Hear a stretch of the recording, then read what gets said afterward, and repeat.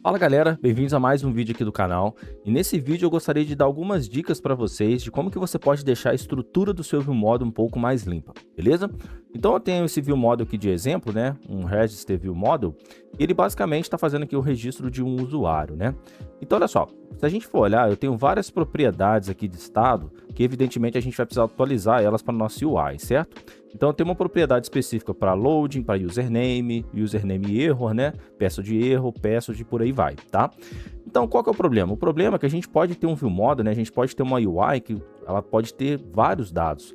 Então imagina a gente colocar um por um, né, esses dados aqui, o nosso ViewModel tende a ficar muito grande. E o nosso nível de complexidade aumenta, né? A carga cognitiva ela vai aumentando. Então o que a gente pode fazer? Primeira dica é, a gente pode vir aqui e criar uma classe de estado. Eu vou chamar aqui um pacote de state e dentro aqui, ó, eu vou criar uma classe de dados chamada register state, beleza? Então a gente vai encapsular todos os dados aqui. Vou jogar isso aqui para o lado para ficar mais fácil, ó. Legal. Então a gente vai ter aqui, ó, nosso val is loading, tipo boolean. A gente já começa ele como false, beleza? Depois nós vamos ter o nosso val username, tipo string.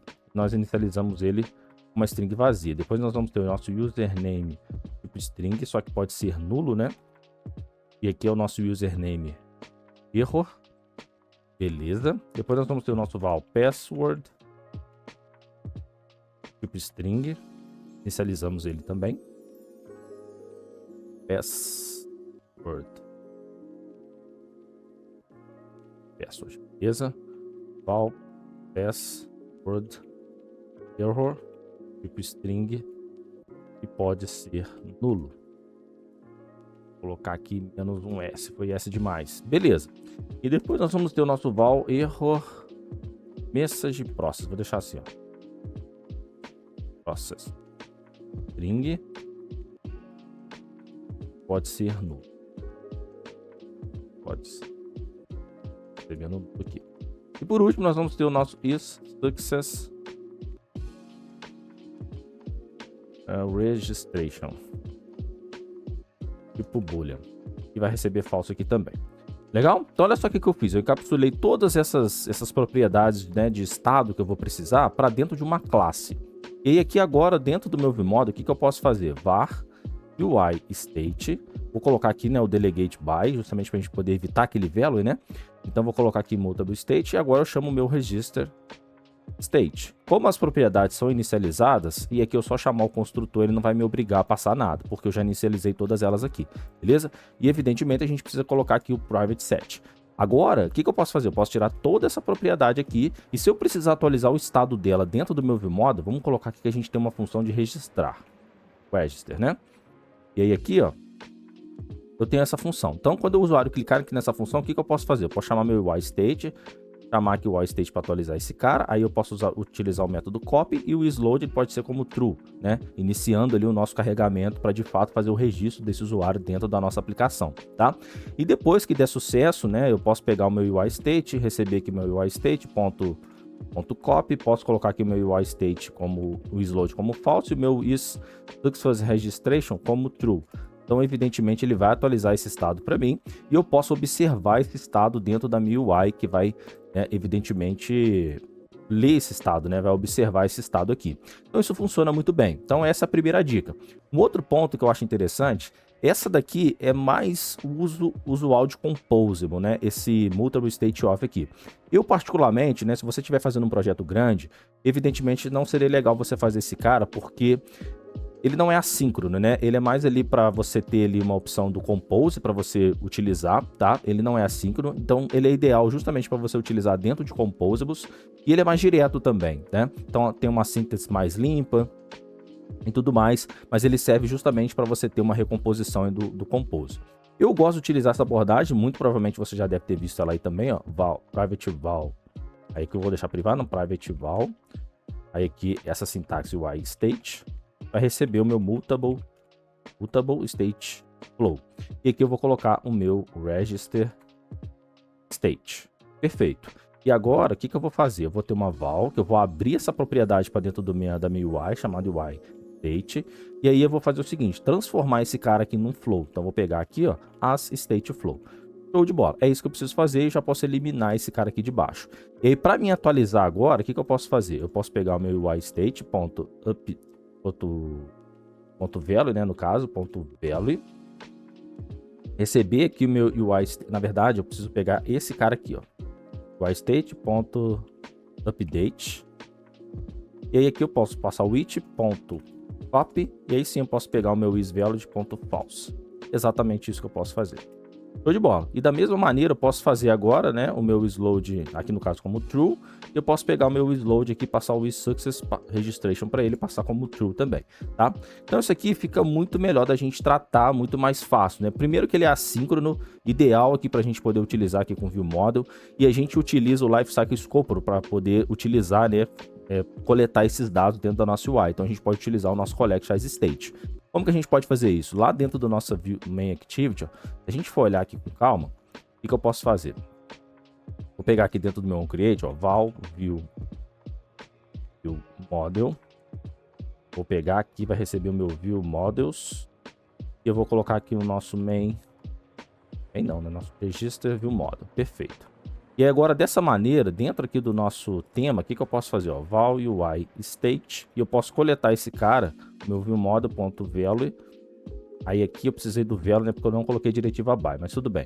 UI state.collect com ciclo de vida. Tem um collect as state, mas a nossa recomendação agora, né, é coletar esse aqui dentro do nosso ciclo de vida.